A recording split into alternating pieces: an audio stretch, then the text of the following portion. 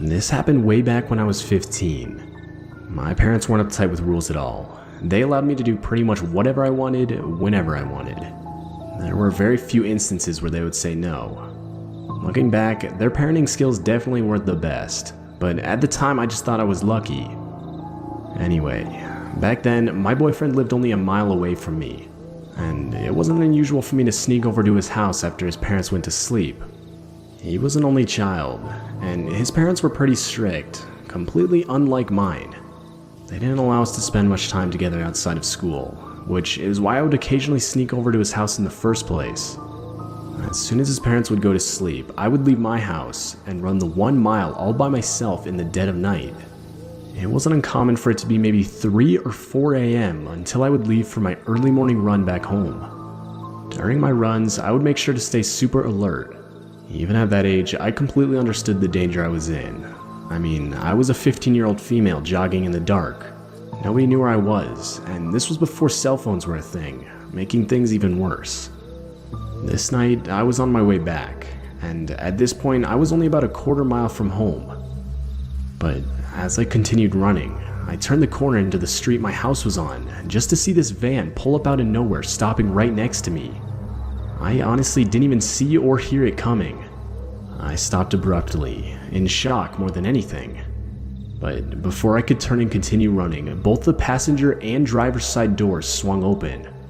2 older men stepped out and looked at me. That's when they slowly started moving closer toward me, explaining how my mom told them they had to take me back home. They then smiled the most sinister smiles I had ever seen. Now, while I was young, I wasn't stupid. I realized how much danger I was in. I could feel my fight or flight kick in, and obviously I couldn't fight. I turned around and ran as fast as I could in the direction I came from. I had never run so fast in my life. I knew I didn't have enough time to make it back home before they got in their van and caught up to me. So as soon as I lost sight of them, I ran up to some random house and hid behind a large trash can. My heart was beating out of my chest. I was completely out of breath, which forced me to cover my mouth so as not to be as loud. Not even 20 seconds later, I could hear the rocks on the loose asphalt being crushed by the tires as they slowly crept by. They stopped in front of the house for what felt like an eternity. Through their open windows, I could hear them whispering something to each other, but I couldn't make it out. Thankfully, they didn't get out, and after a while they kept moving forward, stopping by at each of the other houses. I waited until they were out of sight and bolted the rest of the way home. That was the last time I would ever take a run to my boyfriend's house. Looking back, I'm insanely fortunate to have made it out of that situation alive.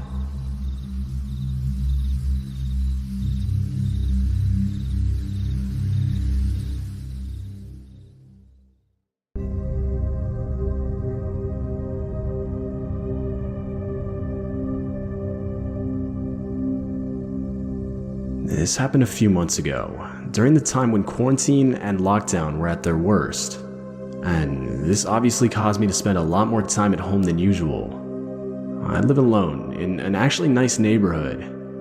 Usually, when places weren't closed, I would regularly go to the gym. Though, obviously at this point places were closed, which forced me to have to do my runs around the neighborhood. Which, all things considered, when it wasn't blazing hot outside, I actually didn't mind. It was a nice change in scenery. Now, in my neighborhood, there was this park very close to my house, and it actually had a nice loop that shot directly back towards my house, so I would occasionally take advantage of this during my runs. This day, when I was about halfway through running my loop, I noticed a man in, I'd say, his low 30s walking around the park. At first, I thought he must have been watching his kid on the playground, but soon realized there was no kid, which was kinda odd to me. Why was this grown man on the playground by himself? As I got closer, I noticed him yelling out to get my attention, but I had my headphones on, and while I could hear him, I pretended like I couldn't. I then noticed the guy started following me, and stupidly, assuming the best, I just figured he must have lived close to me and continued toward my house. But disturbingly, as I entered my front door and looked out one of my windows, I noticed him start to walk back in the direction of the park, meaning he didn't live by me, and followed me to what seemed to be just to get to know where I lived. The whole thing was weird to say the least, but I forgot about it soon after and continued on with my day. Fast forward to many hours later, and I'm in bed, already half asleep at this point, when through my bedroom window, I notice car lights moving back and forth on the street. Now, while this may seem normal, the neighborhood I live in is decently quiet, so of course I wanted to see what was going on. I get up, peek through my window, and notice a car stop parked right in front of my mailbox. That's when the driver's side door opened, and the guy from the park got out. I was sure that was the same guy. Now, until this point, like I said, I was still half asleep, but it's safe to say I was fully awake after seeing that same guy. I immediately closed the blinds and got back into bed. I'd never been in a situation like this, and honestly, I didn't know what to do.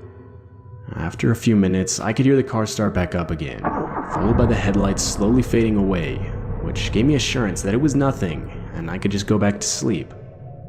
But that was short-lived. I don't know how much time had passed, but all of a sudden I was woken up by light tapping on my window. When I opened my eyes in response, I could make out the silhouette of a man crouched at my window, tapping from the outside. I had to assume it was the same guy from the park. I decided not to move and try to pretend that I was still sleeping, not knowing if he could see inside my room or not. But that's when I remembered. My room was on the second floor, meaning that this guy would have had to have climbed on my roof to get to the outside of my window. I slowly pulled the covers over my head and called the police, whispering and telling them that there was a guy on my roof tapping on my window. I was told to slowly get out of reach of the window in case the guy tried to break in, and that there would be officers in about 5 minutes. I crawled out of bed and into the bathroom where I could lock the door. After a couple of minutes, I could hear knocking at my front door downstairs. I was still on the phone with the operator when I heard a voice from the front door call out that it was the police. I told the operator that the police were here and unlocked the bathroom door to go downstairs to meet them. But that's when the operator panically screamed at me to wait. She explained how the real police hadn't arrived yet and to not open the door under any circumstances. That's when I realized what was going on. Not only did this guy climb on my roof to tap on my window, but he somehow knew I had called the police and was trying to impersonate them to get me to open up the door. Eventually, I heard police sirens and went to go check outside of my bedroom window. There were now 3 police cars and about 5 or 6 officers outside my house. I went downstairs as one of them was knocking on the door. At that point, I thanked the operator and hung up. And when I opened the door to talk to the officer, I told them the whole story. They responded telling me that no one was there when they arrived, but that there was a ladder against the side of my house left behind. Later that night, I would notice obvious tampering with my bedroom window, further suggesting that this guy was trying to get in.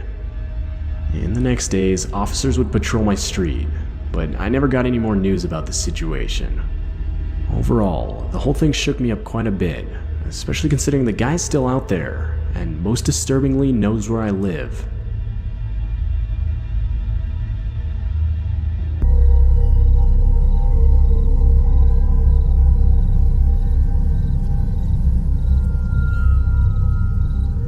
When I was 19, I went to a college 2 hours north of my hometown. Maybe once every month or so, I would head back home for the weekend to stay with my family. And while I was there, it wasn't unusual for me to go on a late night run before I would shower and go to bed. On this particular weekend, I had actually remembered to bring my running shoes, something I would often forget to take home. I looked at the clock, realized it was a little before midnight, and figured I could fit in a couple miles or so before settling down for the night. Now, something that needs to be mentioned is my family lived in the middle of nowhere. We had a nice house, just almost all around the area was covered in endless cornfields and dirt roads. Honestly, I can't even remember where our nearest neighbor was, which should give you an idea of how remote it actually was. Anyway, I began my run on the usual dirt roads surrounded on both sides by cornfields. Looking back, it was actually a pretty creepy setting, especially considering the time of night. Though I usually take some earbuds to listen to music, which usually gets me in a different headspace and causes me to forget all about it. I was running for maybe 10 minutes when the sound of a car coming up on the road behind me overcame the music from my earbuds. It startled me at first, as I didn't think any cars would be out this late, especially this deep into the middle of nowhere. though I simply got over to the side of the road thinking the car would pass. But no, for whatever reason, this random vehicle stayed behind me, just following me as I ran. I didn't know what kind of vehicle it was, as each time I looked behind me, all I could see was the blinding light from the headlights. At this point, I was a little on edge, as there was clearly enough space to pass me. I decided to just stay calm and continue on my run. I'm a pretty big dude, and I was confident if it came to it, I could handle whoever was driving the vehicle. About a couple minutes later, and the driver of the vehicle steps on it, so as to now be side by side to me. I now noticed the vehicle was a very old white van. The driver's side window then rolled down, and I stopped in response so I could see what this person wanted. But as the window rolled down, I quickly realized how dark it was inside. Like, so much so that all I could see was the driver's black hoodie, not even his face. Hey man, do you want to ride? It's raining pretty hard outside now. But the weird thing is that it wasn't.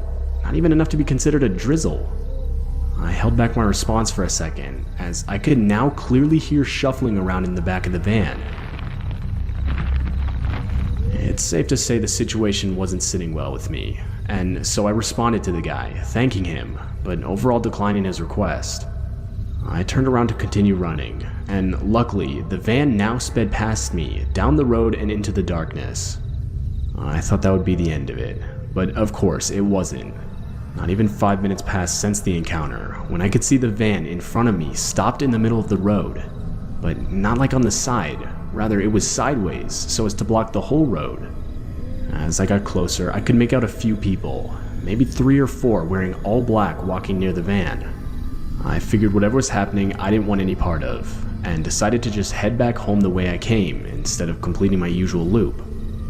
But to my absolute horror, as I turned around, I could see another pair of headlights gaining on me. I didn't know if it had anything to do with the van, but considering the area I was in and the time of night, there was a good chance it did. Honestly, I felt trapped. I was frozen like a deer in headlights. But that was short-lived, as I could now hear multiple footsteps running on the road behind me. That's when I realized the men near the van were now charging full speed directly towards me. I had no choice but to ditch the road and run in some random direction in the middle of the cornfield. I ran for a good 10 minutes, and for a good chunk of that, I swear I could hear footsteps behind me, but I was completely alone at this point. Luckily, my phone didn't fall out of my pocket while I was running, and I was able to track down where I was and how to get home. Now, considering I was in the middle of a cornfield, it took me about 45 minutes, though I never saw anything the rest of the night. This will most likely forever be the most disturbing thing I'll experience. To this day, I don't know what the intentions of those people were, or even who they were. Though, the fact that they trapped me and started full-on sprinting towards me, at least to me, confirms my suspicion that they did not have good intentions. I would file a police report that night, but I haven't heard or seen anything since.